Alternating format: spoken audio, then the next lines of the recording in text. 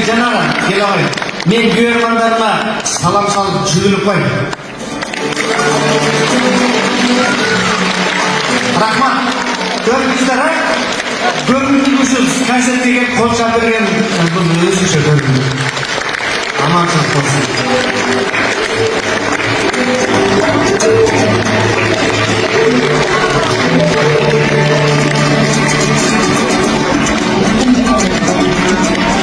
Үйренгенің өзің үшін дегенші.